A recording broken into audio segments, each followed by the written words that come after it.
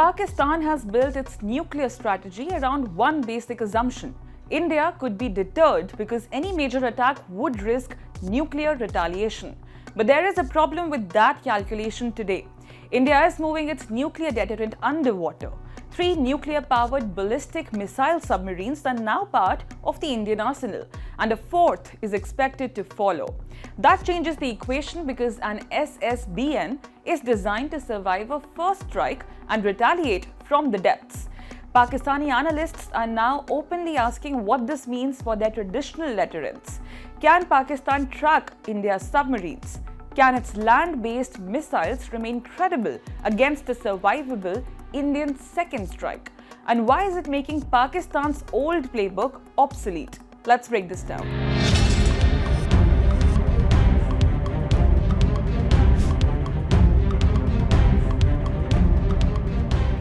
This is not Indian chest thumping. This warning is coming from Pakistan itself. 2 Pakistani strategic researchers, Usman Haider and Abdul Moiz, both linked to Islamabad's Center for International Strategic Studies, wrote a detailed analysis in the Diplomat. Their core argument is this: India's undersea nuclear fleet has stopped being a symbolic showpiece. It has become a real functioning system for what's called continuous at-sea deterrence. In plain language, that means India can now keep at least one nuclear-armed submarine underwater on patrol at all times, every single day of the year.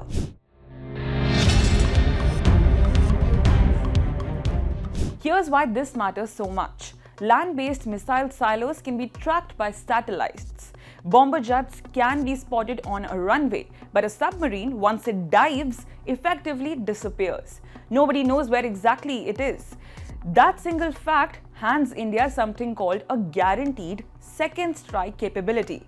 Simply put, even if an enemy manages to hit India's land forces first, India would still have a hidden submarine ready to retaliate.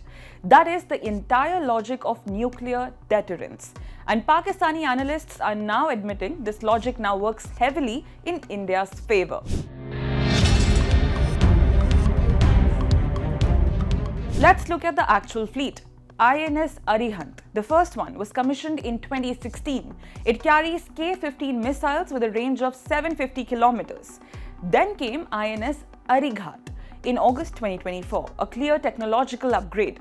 After that, India launched INS Aridhaman, a larger, stretched submarine weighing around 7,000 tons.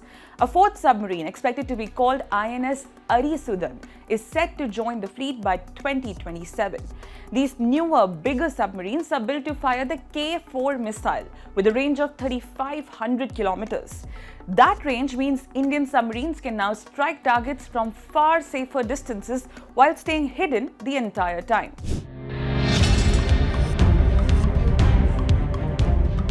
Now compare that to Pakistan's own setup. Pakistan's nuclear deterrence has always leaned on land-based missiles and aircraft that carry nuclear bombs. At sea, Pakistan relies on conventional diesel-powered submarines firing cruise missiles, not dedicated nuclear submarines built for this exact purpose. That is a completely different weight class. The Pakistani authors themselves admit this gap is real, and they warn that Islamabad will now be under pressure to pour serious money into its own naval nuclear program just to catch up.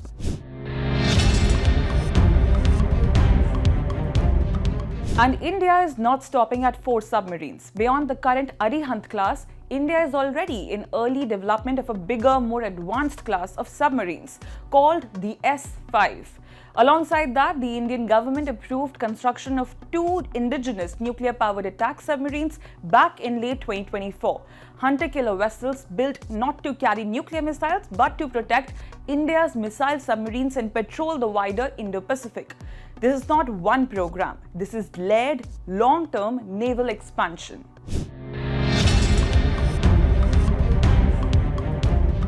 Here's why this fleet matters on the world stage too, not just in South Asia.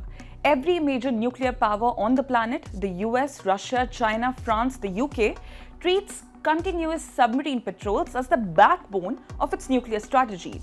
It's considered the most survivable, most reliable insurance policy any nuclear state can have. India joining that club in Pakistan's own backyard is a big strategic shift.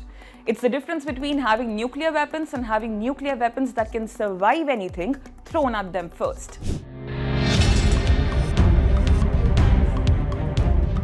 Step back and here's the real story. This was never about counting submarines. It's about who blinks first in a crisis. When one side knows the other has a hidden, unstoppable second strike option, the calculation around any conflict changes completely. Pakistan's own analysts are effectively telling their government the old assumptions don't hold anymore. And that admission from inside Pakistan's own strategic community tells you more than any Indian statement ever could.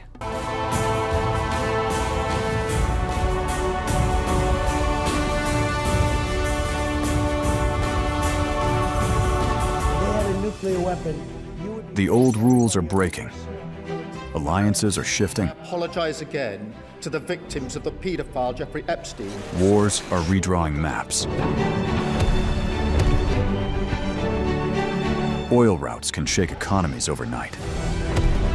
One election in America can impact markets in Mumbai. No tax on tips. One move by China can alter the balance in Asia. One conflict in West Asia can hit every Indian household. This is no longer a distant story. This is our story. Your story. Because for the first time in decades, India is not watching from the sidelines. India is rising. India is negotiating. India is balancing rivals. India is building military strength. India is shaping trade routes. India is becoming central to the new global order. And yet, most global news is still told through someone else's lens. Washington's lens, Beijing's lens, London's lens. But where is India's lens? Where is the platform that explains the world from our perspective? Welcome to India's Axis, a new destination for geopolitics, strategy and power seen through India's eyes. From Neighborhood Watch to the biggest global stories that matter to you. Why tensions in the Taiwan Strait matter to India. How one move by China can affect India's security.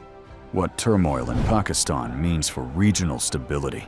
How Bangladesh, Sri Lanka, Nepal, and Bhutan shape India's neighborhood.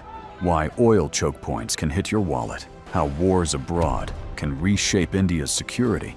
This is not noise. This is not shouting. This is not recycled headlines. This is sharp, intelligent storytelling. Daily explainers, war room analysis, strategic conversations. Because news is everywhere, but perspective is rare, and in the age of confusion, clarity is power. Axis is for the audience that wants more than headlines. The axis of global power is shifting. India is at the center of that shift. It's time the world was explained accordingly, to understand the world through India's strategic lens. Subscribe now.